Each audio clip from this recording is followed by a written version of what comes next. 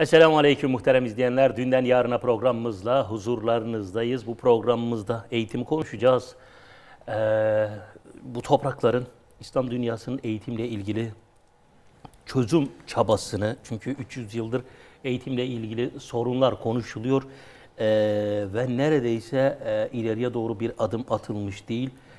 Bunu konuşacağız. Neden eğitimle ilgili sorunlar devam ediyor? Yani mesela şu an hali hazırdaki iktidarın en büyük sorunlarından biri yine eğitim. Yani habire eğitim bakanları, Milli Eğitim Bakanları değişiyor.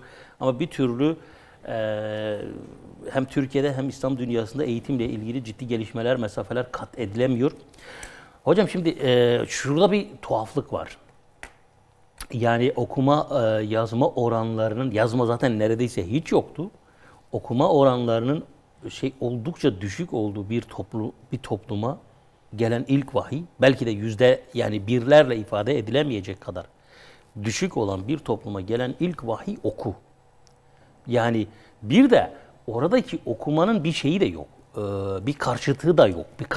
Yani o okuma bize bir şey de getirmiyor. Yani çöldesiniz, okusanız ne olacak? Buna rağmen oku diyor. Günümüze bakıyoruz. Günümüzde her şey, okumasanız hiçbir şey olamıyorsunuz artık.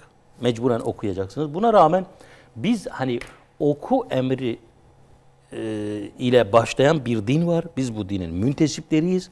Ama bizim bir eğitim politikamız yok. Yani biz Türkiye'de yaşıyoruz. Türkiye üzerinden gidecek olursak bir 300 yıldır, 400 yıldır eğitimle ilgili hep sorunları konuşuluyor. Yani 400 yıldır hep bu konuşuluyor. Sorunlar. Niye böyle? Buradan başlayalım. Ya biz niye üretemiyoruz? Niye hep sorun konuşuyoruz? Evet. Bu genel soru etrafında hocam izah edeyim inşallah. Şimdi eğitimle ilişkimiz doğrusu şöyle. Biz ilmen kendimizi uygun bir konumda tuttuğumuzda mutlak muzaffer olmuşuz. Uygun bir konumda tutmadığımızda mutlakta kaybetmişiz. Bunun hiç böyle tabiri caizse sağ veya solu söz konusu değil. Burada ifrat da bizi bozmuş, tefrit de bizi bozmuş. Şimdi oku emriyle beraber Müslümanlar bir okuma trendine girmişler. Ve yaklaşık bir 250 yıl sonra okuma bir doruk yapmış İslam aleminde. Evet. Yani işte biz 850'lere falan geldiğimizde, 9. yüzyıla geldiğimizde miladi 9. yüzyıla, Hicri 3. yüzyıla geldiğimizde İslam toplumu adeta bir ilmiye toplumuna dönüşmüş. Ve bu Müslümanların asker karakterine mesela zarar vermiş. Çekirdek Müslüman kadro mücahit olmaktan uzaklaşmış. Felsefe tartışmaya başlamış. Ticareti de ihmal etmeye başlamış yer yer. Felsefe başlamış. Bunun için asker ihtiyacını Orta Asya bozkırlarından karşılamaya başlamış. Evet. Bu kez de hikmetsiz bir asker tipi yetişmeye başlamış. Kuvveti var lakin hikmeti yok. Ve bunlar bir süre sonra bizde ihtilaller gerçekleştirmeye başlamışlar. Zira gücü kuvvete görmeye başlamış. Bu Resul-i Ekrem'in yolundan tamamen bir sapmaydı. Zira Resul-i Ekrem'in yolunda önce hikmet, sonra kuvvettir. Kuvvette belli ölçü şeylerle sınırlandırılmıştır. Hukukla sınırlandırılmıştır. Vicdanla, ferasetle sınırlandırılmıştır. O ifrat noktası bizi feci bir halde bir yenilgiye uğrattı. 10. yüzyıla geldiğimizde bizim için bir çöküşe dönüştü. İçimizden bir İsmaillik akımı doğdu. İçte bir kurt gibi doğdu. Dört bir yanı kapladı. İslam alemini perişan etti. Benzer bir şey Endülüs'te de yaşanıyor. Endülüs'e giden nitelikli Müslüman askerler zamanla o kadar çok ilimle uğraşıyorlar ki ilim içinde tükeniyorlar. İlim içinde boğuluyorlar. İlimin altında eziliyorlar. Burada bir ifrat noktası vardı.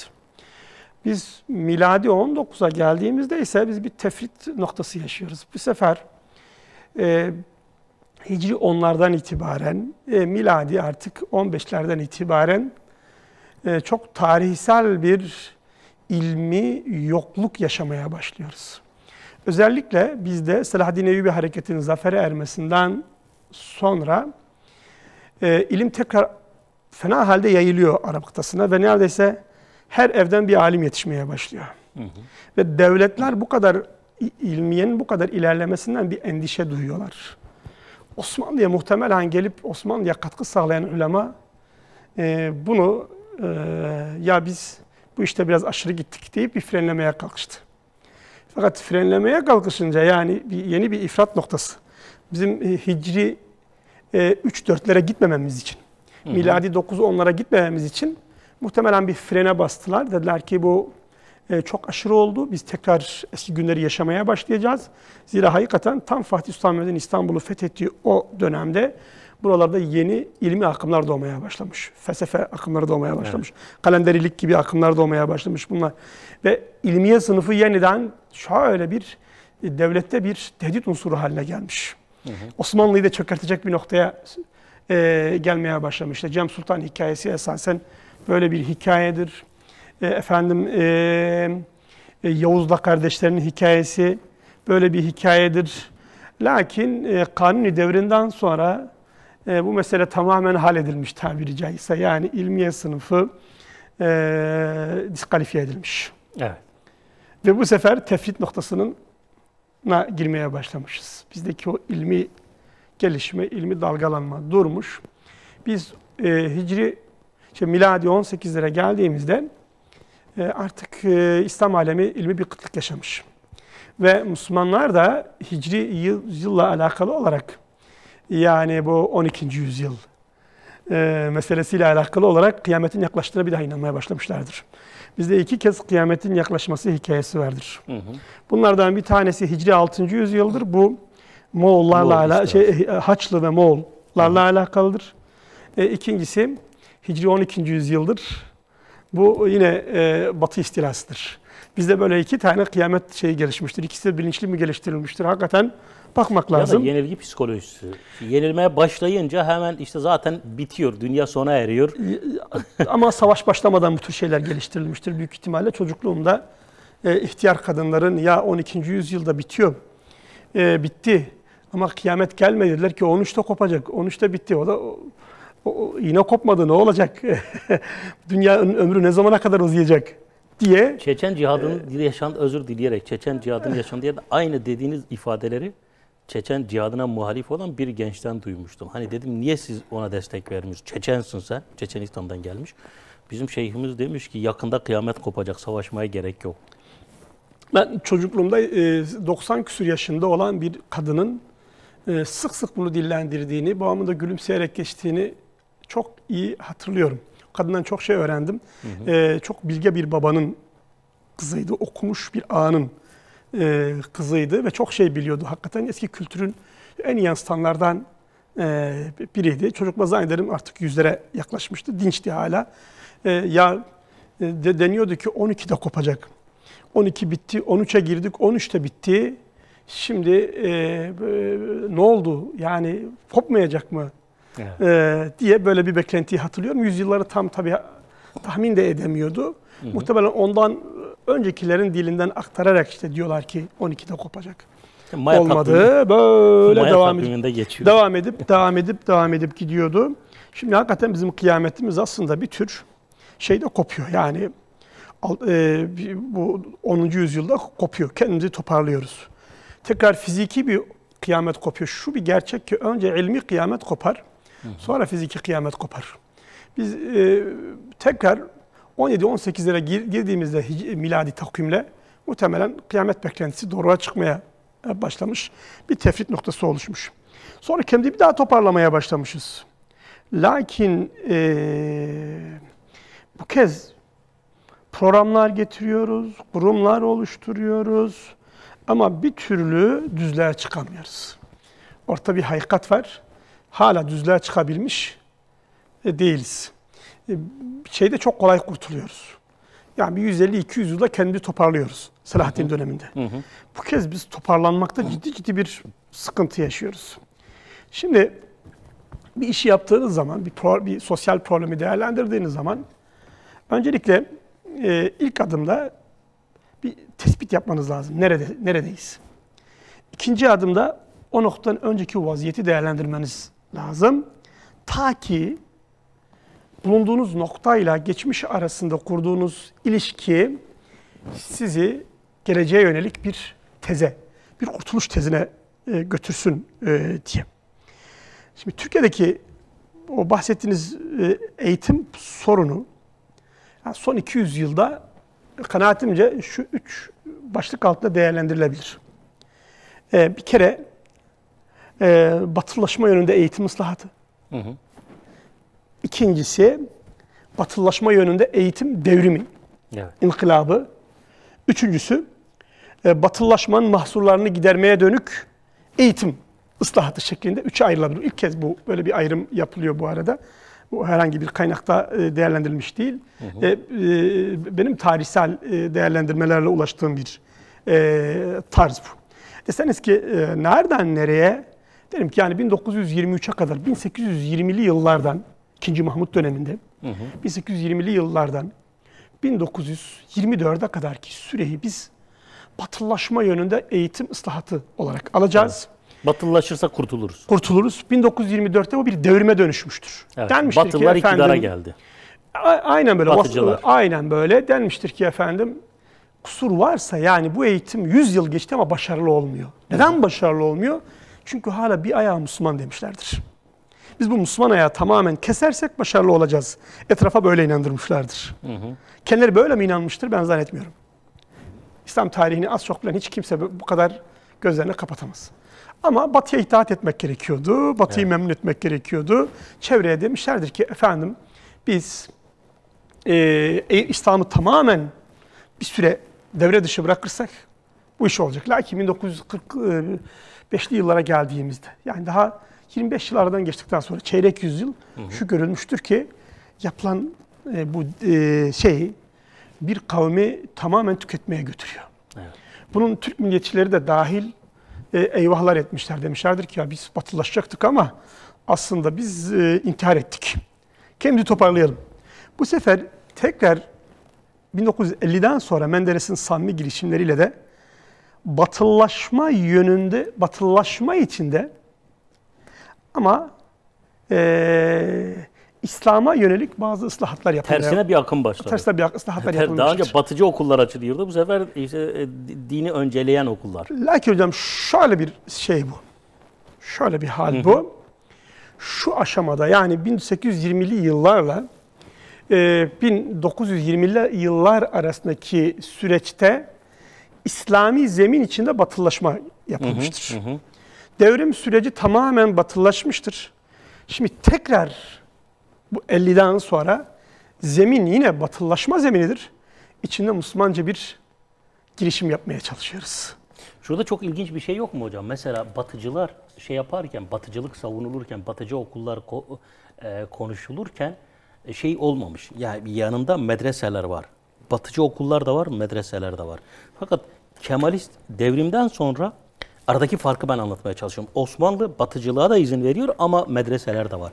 Ama Kemalist devrime geçtiğimizde şeyi kesiyor. Tevhid-i Tedrisat adı altında sadece batıcı okullar kalıyor. Öyle hocam, öyle.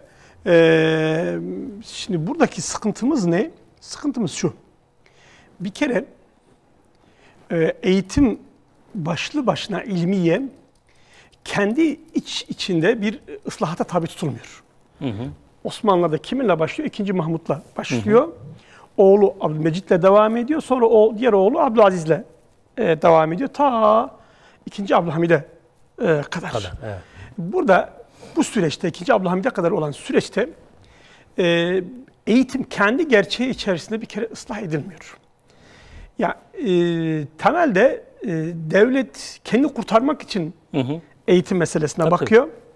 Ve burada eğitim islahatını ihtiyaçlar çerçevesinde gerçekleştirme iddiasında iken aslında Batı ile yarış havası içerisinde bir performans ortaya koyuyor.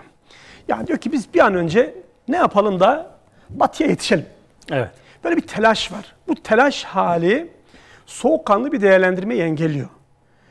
Batı ile ilişkiler, Tanzimat Fermanı, devletin bu süreçte peş peşe cephelerde yenilmesiyle biz 1860'lı yıllara geldiğimizde sık bahsederim Abdülaziz döneminde Osmanlı, Fransa eski Milli Eğitim Müsteşarını veya Bakanını getirip eğitim müsteşarı yapıyor.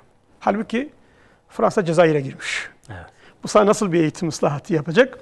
Derken Abdülaziz döneminde 60'lı yıllarda Osmanlı eğitim ıslahatı batılılaşma çerçevesi içerisinde bir şey olmaktan, devletin ihtiyaçlarını karşılamaktan da uzaklaşıyor.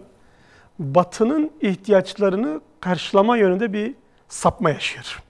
Yani bu Fransızlı danışmanlar Osmanlı'nın ihtiyacı olan bir eğitimi değil, Batı'nın Osmanlı'ya yönelik ihtiyaçları doğrultusunda bir eğitim ıslahatı gerçekleştiriyorlar. Evet. Bu ihtiyaç da Osmanlı'nın parçalanıp istila edilmesidir. Zannederim mesele burada anlaşılıyor. Yani düşmanını niye büyütesin ki? Bundan daha doğal bir şey yok. Tamamen sapma yaşanıyor. Yani Evet. klasik olarak Abdülaziz dönemi eğitim ıslahatı devam ederse devlet çökecek. Zira eğitim yanlış bir eğitim, hedefinden sapmış bir eğitim düşmanın eline verilen bir silah gibidir. Ya da senin bizzat kendi hançerini kendi elinle hazırlayıp peyderpey yavaş yavaş intihar etmendir.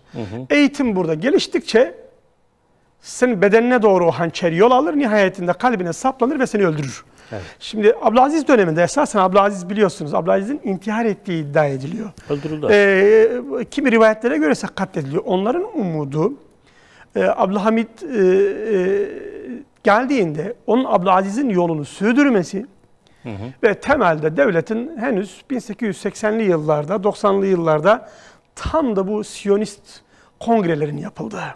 Evet. Gerek Avrupa'da gerek Amerika'da Siyonist kongrelerinin yapıldığı, Siyonizm bildirilerinin yayınlandığı bir süreçte Osmanlı'nın dağıtılmasıydı. Fakat Abdülhamit iş başına geldikten sonra onların beklemediği bir performans ortaya koydu. Eğitimin batılılaşma yönüne hiç dokunmadı. Hatta Abdülaziz Abdülmecit döneminde medreseler korunuyordu. Okullara da çok iyi bir İslami müfredat yerleştirilmişti. Yani siz bir batılı okula gittiğinizde aslında çok iyi bir İslami eğitim alıyordunuz. Evet. Onu da bu arada konuşacağız. Bu bize çok lazım olacak bu not. Bugün için çok ibret vericidir. Tarih dersleri çıkarmak için vardır. Hatta o İslami eğitime de hiçbir katkı sağlamadı Abdülhamit. Evet. Medreseleri de geçmişe göre çok ihmal etti. Medreselerin yüzüne bakmadı. Bunun için medreseler ona düşman kesildiler. Bazen derler işte niye düşman, Akif niye karşı, bilmem Üstad Bedi o zaman niye karşı? Medreselere yatırım yapmayınca Akif bir müderrisin oğludur. Evet. İslam uleması, medreseli İslam uleması İttihat ve Terakki'ye kaydedildiler ki sen bize yatırım yapma. Bütün imkanlarıyla fiziki şartları hazırladı yeni bir eğitim düzeni için. Lakin Abdülhamid'in şöyle bir iddiası vardı. Ben bu eğitimi kendi devletim için yapacağım. Doğru olmayan bir yöntemle iyi bir niyet üzere iyi bir niyet üzere doğru olmayan yöntemlerle gitmeye çalışıyordu. Bu evet. Abdülhamid'in en büyük problemiydi bu. Niyeti sağlam, temizdi. Fakat yöntemleri problemliydi. Evet. Ya dedi yine batılı eğitim devam etsin. Yine o eğitim sürsün. Çok bir müdahale yaptığı yoktu bu eğitimin fazla bir yönüne. İçeriğine hiç dokunmuş değildi.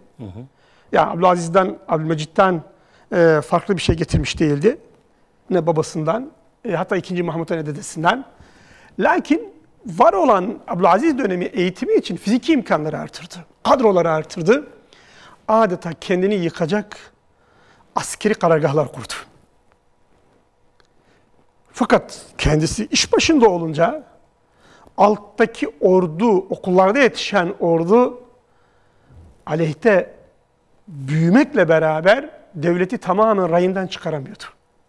Ve bu üstle alt arasında bir çatışma oluşturdu. Nihayet de altta okullarda yetişenler üsttekini devirerek patlamayı yaşattılar. Evet. Ondan sonra biz Abdülhamid'den sonra fetret sürecine giriyoruz. 1924'e kadar. Tevhidi Tedrisat Kanunu'na kadar. Temelde Lozan Anlaşması ile alakalı bir meseledir bu. Tevhidi Tedrisat diyoruz. Eğitimin birleştirilmesi. Lakin bu Tevhidi Tedrisat falan değildir. Yabancı bu imha-i tedrisat-i diniyedir. Evet.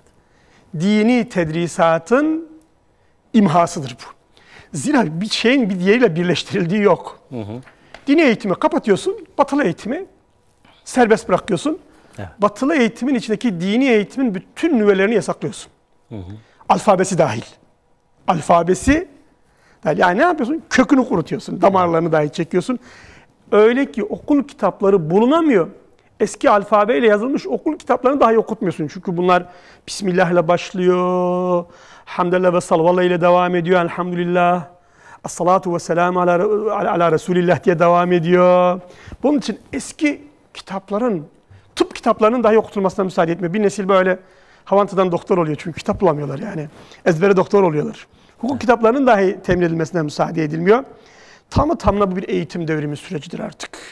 Ve şu kanaat var. Tamı tamına batılılaşırsak mutlak ilerleriz. Burada Cumhuriyet Beyefendisi yetiştirme iddiası var. Lakin henüz 30'lu yıllara gelmeden, 3-4 yıl geçmeden Türkiye'de Tanzimat Beyefendisi arayışı başlıyor. Evet. Tanzimat Beyefendisi deyimi gittikçe yayılmaya başlıyor. Nerede diyorlar o geçmişi bilen, batıdan haberdar, dünyayı bilen, dürüst adam, herkes sahtekarlaştı diyorlar. Herkes sadece zevkini düşünüyor, herkes parası düşüyor, herkes içip oynuyor diyorlar. Ve bunu Cumhuriyet'in temel kadroları dile getiriyorlar. İşte Yakup Kadri Karaosmanoğlu'nun Kiralık Konak romanındaki o temel tez ki hep sürdürmüştür bunu. Aslında bir Tanzimat Beyefendisi arayışıdır. Sonra biz bunu mesela şeye geldiğimizde bu Huzur'un yazarı Ahmet Hamdi Tanpınar'a geldiğimizde artık Meşrutiyet Beyefendisi de aranacak, o da bulunamayacak. Lakin ortaya bir Cumhuriyet Beyefendisi çıkmayacak. Evet. Bugün hala öyle bir deyimin ortaya çıktığı monşerleri çıkıyor. Yok. Bugün de hala öyle bir şey yok. Çünkü beyefendileri bir eğitim sistemi yetiştirir. Evet. Şu görüldü ki bu tamamen ithal eğitim sistemi, kökleri kurutan bir eğitim sistemiyle Cumhuriyet beyefendilerinin yetişmesi mümkün değildir. Başbakan seçiyorsun, lakin başbakan en galis küfürleri edebiliyor. Yani bunu 300 yıllık bir Osmanlı, 300 yıl boyunca bir Osmanlı sadrazamı kendini küfürle ifade etme ihtiyacı duymamıştır. Zira kendi küfür ve hakaretle ifade etmek toplumun malum kesiminin bir işareti, acziyeti olarak görülmüştür. İşte, fakat Menderes'ten sonra ihtilaller bu batılı eğitim, hatta batı devrimi içinde küçük küçük batılılaşmadan, zerre sapmadan, tevhid-i tedrisatın kenarına dokunmadan diniye ıslahatları yapmışlardır. Bunun için İmam Hatip okulları açılmış. Zaman zaman bunlar kapatılmış. Zaman zaman bunlar açılmış. Zaman zamanlar büyümüş. Zaman zaman küçülmüş. Lakin devletteki temel bir akım dini eğitim olmadan eğitimin olmayacağına da inanmıştır. Çok küçük sosyalist, liberal bir azınlık hariç. Evet. Boğaz'da oturan, 7 ced zengin, devletin nimetlerini yiyip yoksulluk edebiyatı yapan, çocuklarını Amerika'sında, Avrupa'sında çoğu azınlık okullarında okutan, devletin ekonomisine hakim olduğu için çok şeye hakim olan bir grup dışında devletin içinden kimse çıkıp da ya bu dini eğitimi tamamen yasaklayalım deme noktasına gelmemiş. 28 Şubat'ta bunu dile getiren, toplumun hani devlette yükselmek isteyen, üst bürokrasiye kadar çıkıp daha da yükselmek isteyen hırslı, kişiliksiz bazı şahısların işte ister hangi devlet makamında olursa olsun ifadeleri oldu ki bu hakikaten şey olmuştur. Böyle bir alay konusu olmuştur. Yine 28 Şubat az şey yapmadı. Mesela aklıma geçen gün geldim ki unutuyoruz bazı şeyleri. Biz de mesela özel eğitim kurumlarında, dershanelerde en uygun tatil günümüz şey günüydü. Cuma günüydü. Zira biz bütün enerjimizi hafta içi harcıyorduk. Bir gün dinlenip cumartesi günü gelecek olan son sınıf öğrencilerine bizim bir enerji vermemiz gerekiyordu. O enerjiyle onların karşısına çıkmamız gerekiyordu. Adamlar geldiler, bakın seküler doğmacılık budur. Dediler ki pazartesi tatil yapacaksınız. Efendim biz pazartesi tatil yaparsak salı, çarşamba, perşembe, cuma çalışacağız. Cumartesi, pazar hafta sonu en hareketli öğrenci tipi. Yani. Beklentisi yüksek. Beklentisi yüksek. Evet. Geveze, anarşist bir öğrenci tipi gelecek ve biz düşük bir enerjiyle, siz dedi dinci bir eğitimle meseleye yaklaşıyorsunuz dediler. Bakın, ihtiyaçlar önemli değil, eğitimin kalitesi önemli değil, varsa yoksa dine karşı tedbir. Cuma olmasın da. Bu anlayış devleti çöküş noktasına getirdi. Evet. Ve tekrar bir toparlanma oluştu. Lakin o günden bugüne kadar biz yol alıyoruz. Fakat hala tevhid-i tedrisat noktasında devlet tek bir geri adım atma noktasına gelmiş değil. Değil maalesef. Dolayısıyla biz batılılaşma sabitini hala koruyoruz. Diyoruz ki bu batılılaşma sabit, kolon tam ortada dursun. Sağa sola direkler verelim. Bu kolonu keselim. Bu direkler eğitimi ayakta tutsun. Ya bu çok vicdansızca ve saçma. Evet. Sonra bina çökerse suçu da o direklerde bulalım.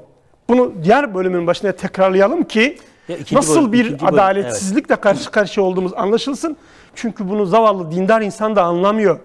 Arkadaş, ortadaki iki büyük kolon, bakın şöyle benim bulunduğum tarafta karşımda iki devasa kolon var. Ya binayı ayakta tutmakla görevli olan bu ikisi. Merkez kolon. Bu batılılaşma kolonları. Evet. Bunlar işe yaramıyor. Çökmüş bunlar. Evet. Çökmüş bir yana, binanın da üzerine yıkılmış. Binayı deviriyor. Biz habire falan bakan diyoruz. Feşmekan bakan küçük, diyoruz. Küçük direklerin üzerine çöküyor. Etrafa dindarlık direkleri dikmişiz biz. Evet. Lütfen bunu bir karikatürist bizim için karikatüre dönüştürsün ki bu millet anlasın. Çağ görsellik çağıdır, idrak çağı, işitsel çağı falan değil. Bunu bir anlatsın da nasıl bir faciayla karşı karşıya olduğumuz anlaşılsın. İnşallah. Evet hocam, şimdi hani sorunun tespiti iyi yapılmalı. Yani mesela şimdi bu iktidar döneminde 6-7 tane Milli Eğitim Bakanı değişti. Muhtemelen benim ömrümde şu ana kadar 20-25 tane değişmiştir. Şimdi sorun şu, yani bu nasıl bir şeydir ki bir türlü tedavi edilemiyor? Bu nasıl bir, ya bu eğitim dediğimiz şey nasıl bir şeydir ki bir türlü rayına oturmuyor? Yani hadi biri niteliksiz, hadi diğeri niteliksiz. Yani hatta şunu diyebiliriz. Bir tane Milli Eğitim Bakanı, bundan önceki Milli Eğitim Bakanı, kendisinin özel dershaneleri var. Son derece başarılı ama milli eğitime geçtiğinde başarılı olamıyor. Evet, başarılı olma şansı yok. İşte burada çok ciddi bir problem var. O zaman kişilerle alakalı değil, sanki yapısal bir sorun var. Bakın, eğitim şuysa, şu onun batılılaşma direğidir. Bu sabittir. Sana diyorlar ki buraya dokunma. Evet. Ama buraya eğrilmiş, çökmek üzere. Seni buraya hocam direkt olarak şöyle buraya dikiyorlar. Evet. Ve şu çöktüğünde şunu ana yapıya dokunmuyorlar. Suçlu diyor ki suç şu kalemindir diyorlar. Sürekli ıslahatları suçluyorlar. Bakın, batılılaşma döneminde, ilk batılılaşma döneminde sürekli dindarlık suçlandığı gibi hala eğitimde sürekli dindarlık suçlanıyor. Evet. Bu hala eğitime yön veren ana yapının değişmediğini gösteriyor. Ne batılılaşma ana direği değişmiş, ne onun hamileri değişmiş. Sürekli sorunu sende buluyor, kendinde değil. Senin üzerine çöküyor, seni yıkıyor her seferinde. Altını oyuyor. Biz sonra diyoruz ki ya şu din dersi, suç din dersi. Din dersi niye korumuyor? Arkadaş, din dersi burada hiçbir işleve sahip değil. Din dersi burada kenardaki bir çocuğu kurtarabilir. Onu kurtarabilir, bunu kurtarabilir. Ama şu ana direğe din dersi onun yükünü yüklenemez. Evet. Yani şöyle bir çelişki var. Mesela kimse korona döneminde şeyi eleştiriyorlardı. İşte efendim bu kadar Kur'an kursu var, bu kadar şey var, İmam Hatip var. Olmuyor bakın. Yine de diyor bir şey aşı bulamadılar. İşte ama kimse çıkıp Boğaziçi sen ne işe yarıyorsun, ODTÜ sen ne işe yarıyorsun diye sormuyor. Hacettepe ne işe yarıyorsun? Yani ne işe yarıyorsun Hacettepe? Türkiye'de eğitimi çok uzun bir dönemdir Hacettepe yönlendiriyor. Erciyes gitti aşıyı buldu. Yani burada hani o zaten o propaganda, o sosyal medya propagandası genç bir propaganda. O bitecek, tükenecek ama halkın yani ne kadarını yoldan çıkaracak bilmiyorum. O çürük bir propagandaydı. Fakat ana yapı işte asıl olan politik bazı söylemler yüzünden. Kimi dindar insanların da vicdanlarını satarak, belki bazen imanlarını satarak, sistemin batılılaşma yanında değil de Kur'an kursunu suçlamaları, İmam Hatibi suçlamaları, İmam Hatip'teki öğretmeni suçlamaları. Ne işe yarıyor diye. Bakın bu köle ruhudur. Evet. Bu çöküş ruhudur. Bu tür insanlar vebal altındalar. Bunu geçen hafta bu mesele gündeme geldiğinde tekrar bahsettim. Arkadaş, anayasada bir layıklık temel yasası var. Layıklık ilkesi var. Dokunulamaz. Onu destekleyen, eğitimi de kapsayan anayasanın temel maddeleri var. Birinci, zaten layıklığa dokunamıyorsun. Sonraki maddelerde olduğu gibi duruyor. Özellikle Kenevren döneminde yerleştirilmiş maddeler var. Bununla beraber Türk Temel Eğitim Kanunu diye bir kanun var ki anayasanın ilk maddeleri gibidir. Hiç dokunamıyorsun. İhtilal olacak ki dokunabilesin. Dokunma şansın hiç yok. Kurucu irade lazım. Kurucu irade lazım. Bunu da ortaya koyuyor. Ve bunda diyor ki sen muasır medeniyet doğrultusunda işte Atatürkçü bilmem şöyle bir eğitim ortaya koyacaksın. Dolayısıyla sen okulu yapmadan önce oraya dikeceğin büstü düşünüyorsun. Evet. Kitabı yapmadan önce başa koyacağın Atatürk resmini düşünüyorsun. Bu iş böyle. Onlar önce şu yapıyı kuruyorlar. İçine diyorlar üzerine bazı çizgiler çek. Ve siz sorumluluğu bu çizgilerde buluyorsunuz. Evet. Bu bir sapmadır. Bu bir akıldan yana bir delirmedir diyelim artık. Nasıl izah edelim? Yani bu hakikaten ifade etmekte güçlük çekiyoruz. Lütfen tefekkür edelim, düşünelim. Mesele ıslahatlar değil. Mesele ıslahatların yetersiz kalmasıdır. Daha büyük bir ıslahata ihtiyaç duymaktır. Islahat da yetmez. Bu konuda bir eğitim devrimine ihtiyacı var Türkiye'nin. Yani bataklıkta siz halay çekemezsiniz gibi bir şey ya. Aynen Bataklığa koymuşlar. Aynen güzel oynamıyor diyor, halay çekemiyor diyor. Şimdi 2. Abdülhamit döneminde de aynı şey yapılmıştı. Bu çok ders çıkarıyorlar bunlar bu programlardan. Ders çıkarmayan, geçmişi, tarihten yoksun yaşayan bizleriz. 2. Abdülhamit döneminde de devleti koruyan bütün unsurlar sanki devleti yıkıyormuş gibi propaganda edildi. Neticede millet şöyle bir kanaate kapıldı. Aslında şu direkler şöyle bir çekilse bu devlet ayakta kalır. Onlar çekilince tak diye çöktü. Şimdi aynı hava oluşturuluyor. Evet. Yani sorun kendileridir. Lakin sorun benle Mustafa Hoca'ymışlar gibi gösteriyorlar. İkimizi bir çekerlerse bu devlet kurtulacak. Bunu sıradan vatandaşın aklına dikiyor. Aslında diyor Cumhurbaşkanı gitse diyor. Onun şöyle yeteneği olmayan bakanları gitse, onların getirdikleri devlet diyor. Arkadaş, Abdülhamit bu devlet çok mu düzgündü 40-50 yıl önce? Hani burada Cumhurbaşkanı'nı sevebilirsin, sevmeyebilirsin. Muhalefet edersin, düşmanlık yaparsın, karşıtlık yaparsın. Bunu anlayışla karşılarım. Lakin eğitimi değerlendirirken bu konuda atılmış iyi adımları asıl suçlu konumuna düşürüyorsan, sistem eleştirisinde bulunmadan, bu memlekette tek bir Cumhuriyet Beyefendisi yetiştirmemiş bir eğitimi sanki iyi bir eğitimmiş gibi anlatırsan, o zaman derim ki lütfen kendi bir gözden geçir, kendine bir bak bakayım hayatın neresinde yaşıyorsun. Şimdi burada nasıl bir çözümle gelebiliriz? Evet, çözüm. Evet, biraz rahat bir kafayla, soğukkanlılıkla önce meselenin ehemmiyetini anlamamız gerekiyor. Bir kere eğitim ihmale gelmez. Gıda gibidir, su gibidir. Sen sürekli onu yenilemen lazım. Aksi halde çürür, bozulur, kirlenir. Sen onunla karnını doyurmaya çalışırken, onunla susamışlığını gidermeye çalışırken seni zehirler. Eyvallah. Onun için senin sürekli onu şöyle bir yenileye gitmen lazım. Bu yemeğin tazesini üretmen lazım.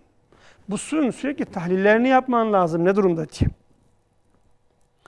Şimdi iyi bir şey zamanla kötüye gidebilir. Kötü bir şey zamanla iyiye gidebilir. Burada mühim olan eğitimin ihmale gelmemesidir. Hiçbir şekilde eğitim ihmale gelmez. Sadece fiziki imkanlarını artırır, özüne dokunmazsanız, aynen Abdülhamit döneminde olduğu gibi maddi katkılarınızı görmeyen, manevi katkılarınıza zaten düşman, sizi bir an önce devirmek için çalışan bir nesil yetişecektir. Abdülhamit'in başına gelen felaket bu kadar da. Abdülhamit her yere hastaneler, okullar açtı. Ordu evleri açtı, istasyonlar açtı, fiziki imkanları artırdı, maneviyat çöktü ve bu yeni yetişen nesil onun maddi katkılarını zaten görmedi ve onu devirmek için bütün emeğini harcadı. Şimdi bizim İslami eğitimden başka hiçbir çaremiz yok. Türkiye bu yönde bazı adımlar atmaya başladığı an Batı'nın tepkisiyle karşılaşıyor. Menderes bunu yapmıştır, idama gitmiştir. Daha sonra 70'li yıllarda Erbakan, Demirel bir şeyler yapmaya çalışmışlardır. Her seferinde hükümetleri darmadağın edilmiştir. Nihayetinde Türkiye 12 Eylül'den hemen önce bilginin İslamileştirilmesi projesine katılmıştır. Buna göre Türkiye, Pakistan, Malezya, Suudi Arabistan bir İslam Üniversitesi kuracaklar. Ve bunlar bize lazım olan bilgi üretecekler bu çağda. Dönüşüm sağlayacaklar. Türkiye'de ve Pakistan'da oluşan darbeler bunun önüne geçiyor. Suudi Amerika'nın zoruyla işten el çektiriliyor. Sonra Faysal'da zaten katledilecek. Geriye Malezya kalacak ki uzakta bir ülke, küçük bir ülke ve etraf üzerine pek de etki sahibi değil. Şimdi düşünün, hepimiz bilgiyle alakalı meseleleri de Malezya penceresinden bakıyoruz. Dünün sömürgesi küçük bir devlet. Evet. Dünün Avrupa'nın Hollanda gibi sömürgelerinden, devletlerinden birinin, Portekiz gibi devletlerden birinin sömürgesi bir devlet. Küçük bir şey. Oradan biz yapmaya çalışıyoruz. Yeni dönemde de ne zaman bu meseleye el atıldıysa mutlak buna müdahale edilmiştir. Ozan'ın müdahalelerini şöyle bir hatırlayın. Biz ama artık riski göze almak zorundayız. 28 Şubat yine bunun içindi. 28 Şubat bunun içindi. Hatta hatırlayın 27 Nisan mıydı? Evet, 27 Nisan başörtülü kız çocuklarından dolayıydı. Bu yaşındaki çocuklardan. 15 Temmuz içinde en mühim gerekçe olarak devrin o ilgili grubunun gazeteleri, özellikle yabancı dildeki yayınları, Kur'an kursları ve imam hatipleri gösteriyorlardı. Diyorlardı ki bunlar çok çoğaldı. Eğer siz bir çare olup da bize yardımcı olmazsanız bu devlet tamamen dincileşiyor. Aynen buydu. Şu an bile hocam deniyor ya, bu ilginç ama Müslümanlar niye böyle? Adam açık bir şekilde diyor ki bu kadar, diyor imama ne gerek var ya bu kadara? Diyor ki camide diyor yok, işte cemaat yok, o zaman imam da olmasın. Yani ve Müslüman da diyor doğru diyor, yani bu kadar imama gerek yok diyor, biz evde de namaz kılarız. İmamın maaşı geçmişin 4 devlet memurunun haftalık viskisine yetmiyor ya. Yani ona denk gelmiyor yani. Tabii ya, imamın yıllık maaşı falan kişinin bir yemeğine yetmiyor. Bir yemeği kadar, bir öğünlük yemek kadar. Şimdi bir kere hocam, İslami eğitim bir kere devlet ve toplum vecihileriyle Müslümanların ihtiyacını karşılayan bir eğitim olarak düşünülmelidir. Artık Batı ile yarışalım, Doğu ile yarışalım falan değil. Arkadaş bu çağda ihtiyacımız ne? Devlet olarak ihtiyacımız ne? Toplum olarak ihtiyacımız ne? Evet. Devlet de topluma muhtaç, toplum da devlete muhtaç. Her iki kesimin ihtiyacı ne? Bir kere bunun üzerine bir bina edilmeli. İhtiyacı giderecek bir eğitim olmalı bu yeni eğitim. İkincisi, batılılaşma sabiti derhal terk edilmeli. Zaten Batı kendini bıraktı. Şu anda hangi Batı tezini okursanız eğitimle alakalı sizi Japonya'ya götürüyor. Sizi bilmem bazı Çin eyaletlerine götürüyor. Diyor ki Japonlar şöyle yaptılar, başarılı oldular. Batılılaşma diye bir şey kalmadı. Doğullaşma da oluşmadı. Yani uzak doğuda oluşmadı. Küresel bir dünyada batılılaşmanın hiçbir kıymeti yok ama ısrarla hala Batı'da yapılan her şey doğrudur diye. 28 Şubat'ta hemen Batı'ya uzmanlar gönderildi. Portekiz'e bilmem, Danimarka'ya, oraya, buraya. Ben ülkeler ismini rastgele söylüyorum.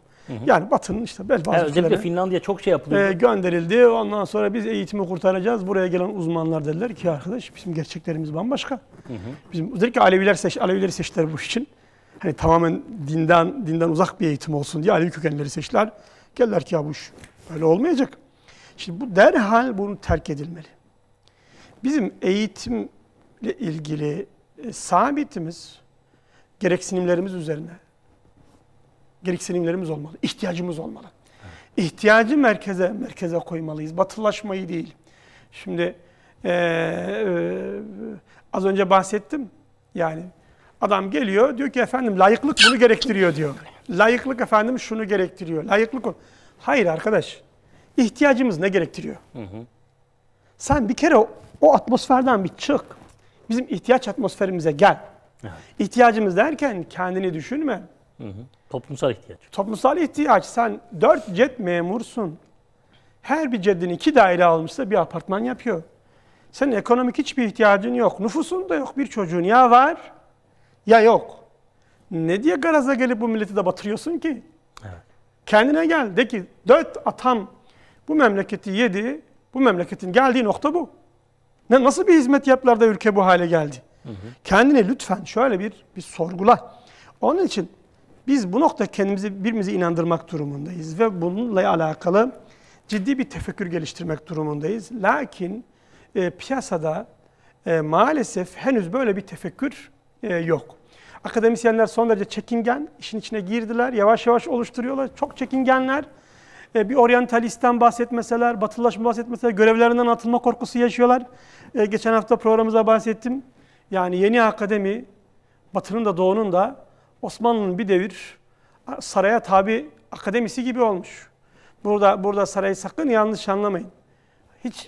Keşke öyle olsa. Keşke hani saray böyle bir yanlış ile Cumhurbaşkanı Erdoğan'la ilişkilendiriliyor ya. Hı hı. Böyle hiç geçmişin Çankaya'sından falan bahsedilmeden ilişkilendiriliyor. Keşke Cumhurbaşkanı Erdoğan'a bağlı olsa akademi. Öyle yok. Hala akademisyen, ben bunu birkaç kez de duydum. Kraldan fazla kralcı. Diyor ki Cumhurbaşkanı gelip geçicidir diyor. Evet. Ayakta kalacak olan yine batıdır diyor. Batılılaşmadır diyor. Kendimi orada diyor ifade etmezsem yarın gelen beni kovar diyor. Ve bu korkuyla vicdanını tamamen ortaya koyamıyor. Bizim bir kere burada tamamen rahat bırakarak akademiyi, ilgili kurumları oturup gerçekten ama gerçekten serbest bir şekilde ihtiyaçlarımızı belirleyip bu ihtiyaçlar çerçevesinde eğitim sistemimizin temellerini yeniden atmamız lazım. Doğma, adaletsiz, taraflı, batıcı fikriyatı terk edeceğiz. Çözümden midir? Çözümün başlangıcı budur. Bu la olmadan bizim burada illallah dememiz bir şey ifade etmiyor. Gazali'nin ifadesiyle bu iş la ile başlayıp illallahla tamamlanıyor.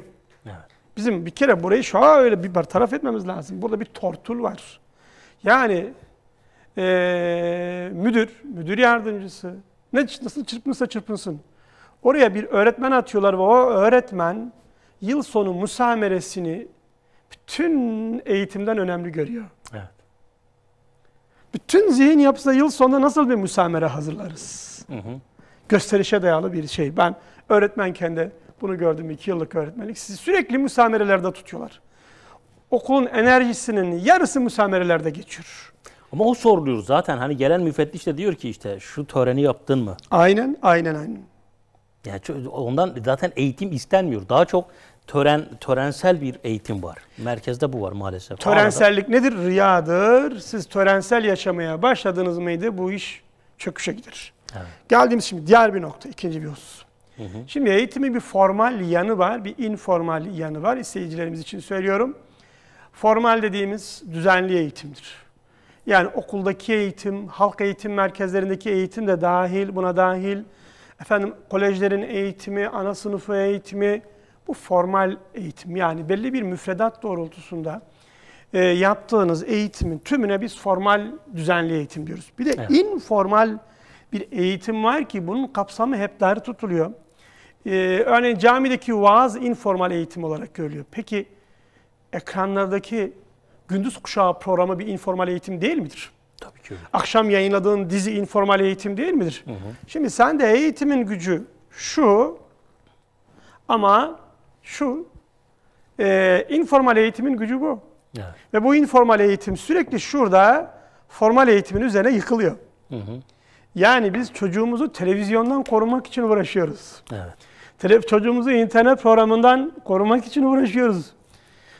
Okul çocuğa bir şey veriyorsa televizyon 2 şey veriyor. Vermekle de kalmıyor. Okuldakini de siliyor. Hı hı. Televizyonla duyulan ilgi okula ilgi duymayı da engelliyor. Evet. Dolayısıyla televizyondan gelen, şimdi artık sosyal medya diyelim, hı hı, sosyal medyadan gelen güç bir kere senin stratejine uygun değil. Seni beslemiyor. Hı hı. Seni beslemediği gibi yaptığını da yıkıyor. Burada bir şeyler yapıyorsun. Bir sel baskını geliyor. Tak üzerinden geçiyor. Sen burayı suçluyorsun. Niye dayanamadı diyorsun. Yani şimdi 100 kişilik bir boksörün karşısına 100 kiloluk bir boksörün karşısına 50 kiloluk bir adam çıkarıyorsun. Dayanamayınca yuh diyorsun. Evet. Ve bunu hiç tefekkür etmiyorsun arkadaşlar. Çocuk gidiyor okula bir şeyler öğreniyor. Normali şu, sosyal medyanın da, televizyonun da bu çocuğun eğitimini destekliyor mu? Batılılaşma yönde destekliyor. Batılılaşma destekliyor. Onun ahlaki değerlerinden soyutluyor, beynini dağıtıyor. Modern bir köle yetiştirmek için televizyon, sosyal medya her şey seferber oluyor. Arada bir kere la ilahe illallah diyoruz. Bunun da keramet bekliyoruz. Mucize bekliyoruz. Keramet de bir yana mucize. Görmeyince diyoruz ki bu din mi zayıf yoksa diyoruz. Evet. Şimdi burada bir akıl tutulması var. Hakikaten bir akıl tutulması var. Yani bu sonra şey diyor, niye deist oluyorlar? Niye deist oluyorlar? Deist olacak, ne bu olacak? Diyor, İmam Hatip'e rağmen diyor, İmam Hatip de deist oluyor diyor. Özellikle bazı böyle hani hakikaten artık meczup noktasına düşmüş isimler okuyorum piyasada. Bu diyor İmam Hatip'ten kaynaklanıyor. Evet. Ve meczup. Yani sen bir düşün, bir tefekkür et.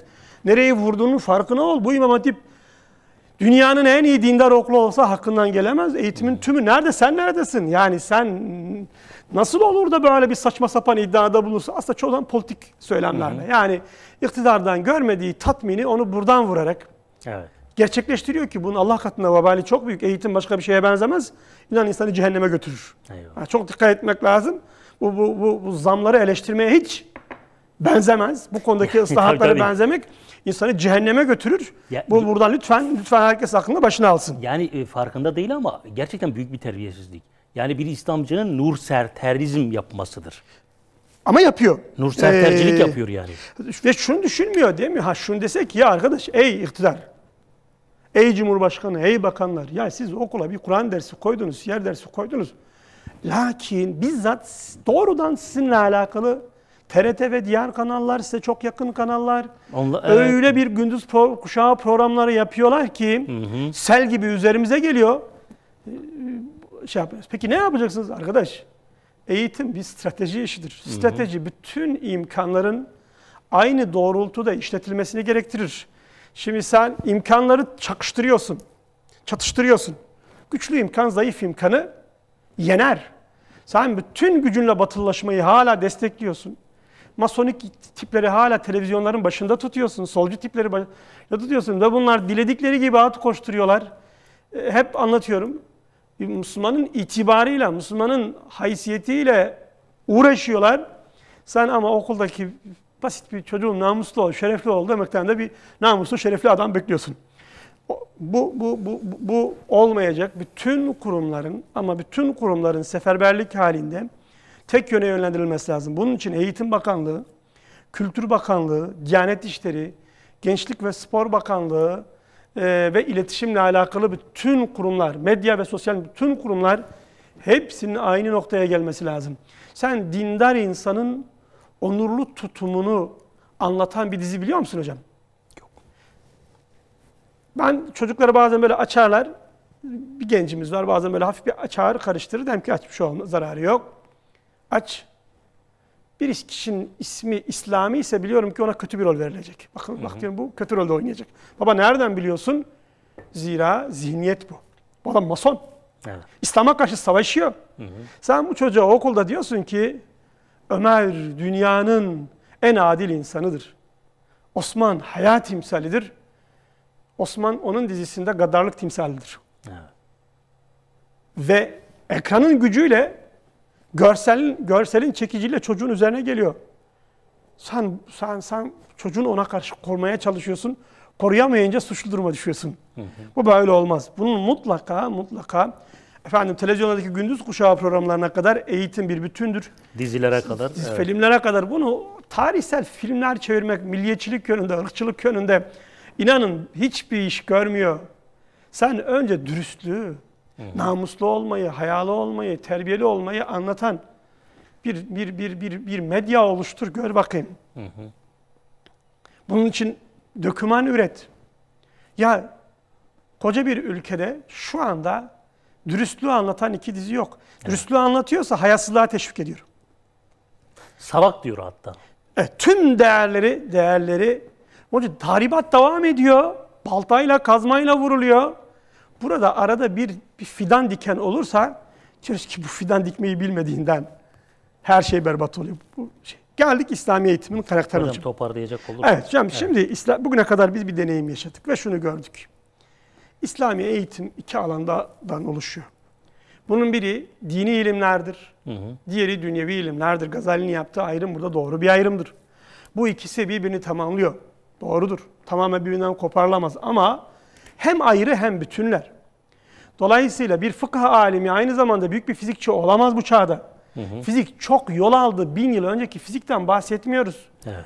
Çok yol aldı fizik. Sen fiziğin ne kadarını kavrayabilirsin? Ama dünyadan az çok haberdar fakih olarak yetiştireceğiz.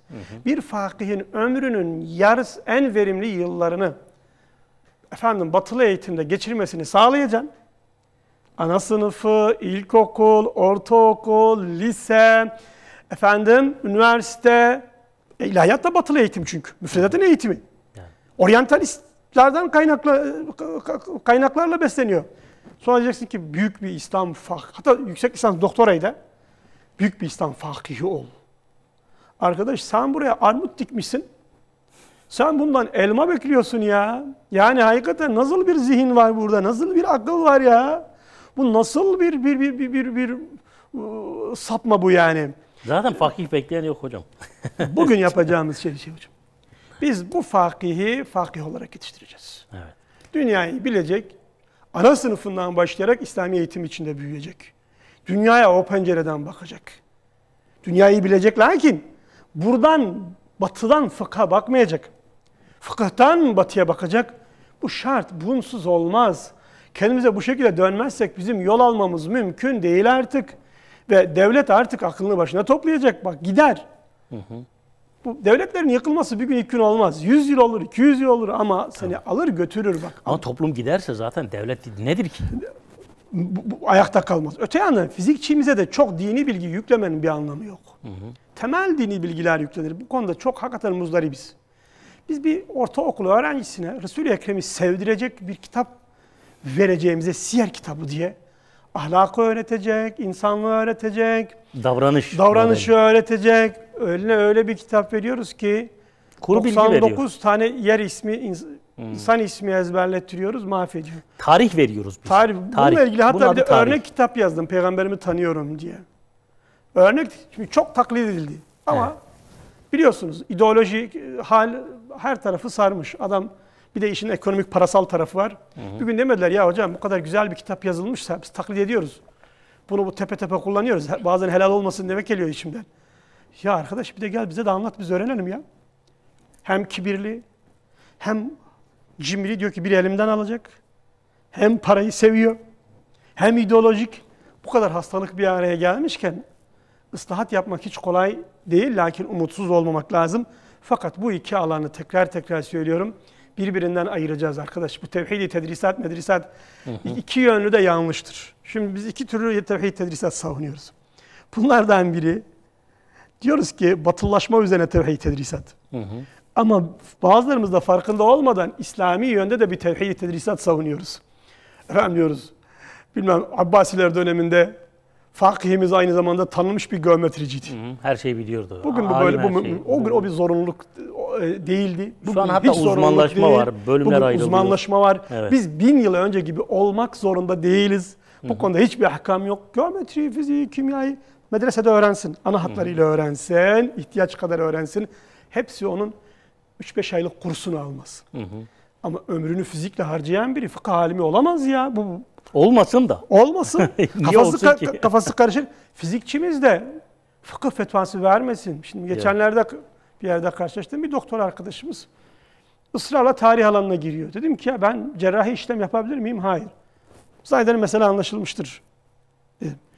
Şimdi bu yeni moda aydın tipi de türedi bu arada. Her şeyi biliyor. Bakıyorum sokakta işte fıkıh sorusu soruyor. Ya arkadaş bilmiyorum desen dahi ayıp ya. Aslında bilsen de bilmiyorum demen lazım ki bizim mutlak bir şekilde uzmanlaşmaya ama İslam'ın ruhuna uygun uzmanlaşma. Bütünleşik uzmanlaşma diyoruz buna. Bitiriyorum inşallah. Ve bu iki alan arasında biz dayanışmayı sağlayabilirsek, dünyevi ilimler ve dini ilimler arasında bir dayanışma sağlayabilirsek, Bu bize hem uzmanlaşma getirecek, hem bizi bir sürü gereksiz bilgiden kurtaracak. Göreceğiz ki biz gerçekten uçabiliyoruz. Gerçekten biz yol alabiliyoruz. Böyle özetle kendi ihtiyaçlarımıza odaklanmış bir eğitim, kendi kaynaklarımıza odaklanmış bir eğitim, uzmanlaşmış bir eğitim, kendi penceresinden dünyaya bakan bir eğitim. Dünyayı gören ama ihtiyaçları üzerine odaklanan bir eğitim. Bu artık ıslahatlarla olacak bir eğitimde değil, mutlak bir eğitim devrimine Urun ihtiyacımız var. Bu urun mutlaka tamamen kesilmesi gerekiyor. Eyvallah hocam. Allah razı olsun. İnşallah. Evet muhterem izleyenler, eğitim sonuçta insanı şekillendirmektir. İnsan yanlış şekillendiğinde ondan çıkacak sonuçta yanlış eylemler olacaktır. Rabbim düzelmeyi, tabii önce eğitim sistemimiz düzelecek. Rabbim eğitim sistemimizin düzeldiğini, o eğitim sisteminin de düzelttiği, yeşerttiği gençleri, nesli görmeyi nasip eylesin diyelim. Haftaya görüşmek üzere efendim. Allah'a emanet olun.